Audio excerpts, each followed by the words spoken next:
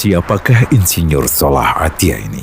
Mengapa kematian beliau menggemparkan Kairo dengan pemakamannya yang dihadiri lebih dari 500.000 orang? Mari kita simak kisah dari Asosiasi Universitas Islam Mesir ini. Al-Kisah dari kampung kecil bernama Tafahna al-Ashraf, distrik Mitghamir, Provinsi Dakohlia, Mesir, ada 9 orang sarjana miskin lulusan Fakultas Pertanian. Lalu mereka pun sepakat membuat sebuah peternakan unggas, sembari mencari mitra ke-10.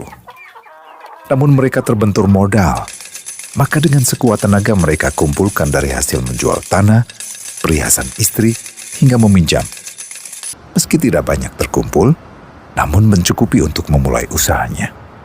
Pertanyaan tersisa, siapa mitra yang ke-10? Insinyur Solah, satu dari mereka, pun berkata, "Aku sudah menemukan mitra yang ke-10. Siapa?" kata teman-temannya. "Allah," lanjutnya. "Allah akan menjadi mitra usaha kita yang ke-10. Allah akan mendapat 10% dari keuntungan kita.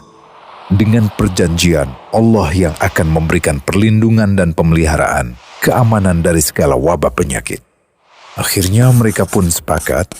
Kontrak kerjasama pun ditulis secara rinci dan dicatatkan ke notaris, lengkap dengan peran mitra ke-10 tersebut.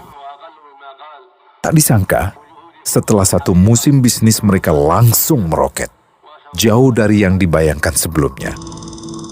Lalu mereka pun kembali bersepakat menambah jatah keuntungan mitra ke-10 menjadi 20% di musim kedua, dan begitu seterusnya hingga mencapai 50%. Lalu bagaimana keuntungan mitra ke-10 itu dialokasikan? Dimulai dengan membangun sekolah dasar Islam putra, lalu lanjut putri, kemudian sekolah menengah putra, kemudian putri. Tambah lagi madrasah aliyah putra, lalu putri. Tapi karena keuntungan terus membanjir, akhirnya dibentuklah Baitul Mal. Dan mereka pun mengajukan ke pemerintah untuk membangun universitas di kampung. Awalnya ditolak dengan alasan tiadanya akses bagi para mahasiswa. Tak berapa lama mereka pun mengajukan pembangunan universitas lengkap dengan stasiun kereta beserta jalurnya dengan biaya mandiri. Akhirnya permintaan ini disetujui, dan pertama dalam sejarah Mesir berdirilah sebuah universitas di perkampungan kecil. Semakin berkembang, dibangun pula fakultas kedua, ketiga, keempat hingga asrama putri dengan kapasitas 600 kamar. Lalu asrama putra dengan 1.000 kamar. Tiket kereta api pun digratiskan untuk memudahkan transportasi menuju kampung tersebut.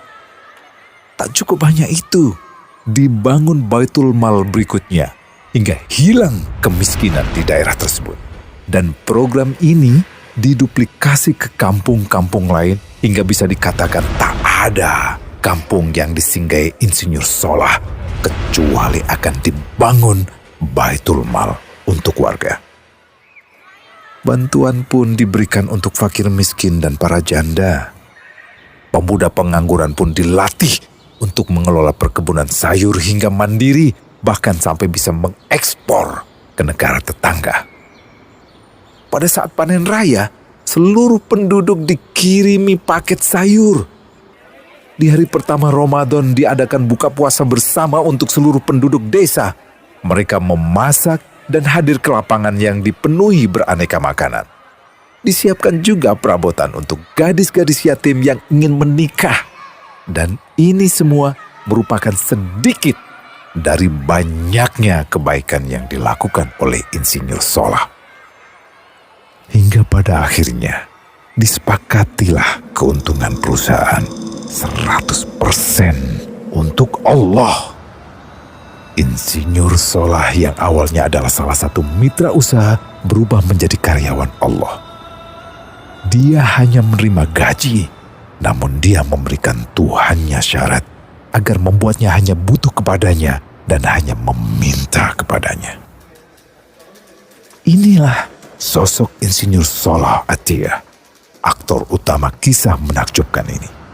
Keikhlasannya membuat ia sama sekali menolak terkenal di media massa. Dan kini, Meski orang yang melibatkan Allah ke dalam bisnisnya ini telah wafat, terbayang seluruh amal jariahnya yang selalu mengalir untuknya. Masya Allah.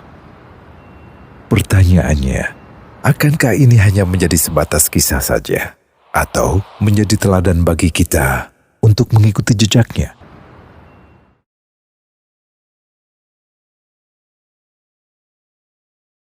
Global Wakaf dari Global Islamic Philanthropy.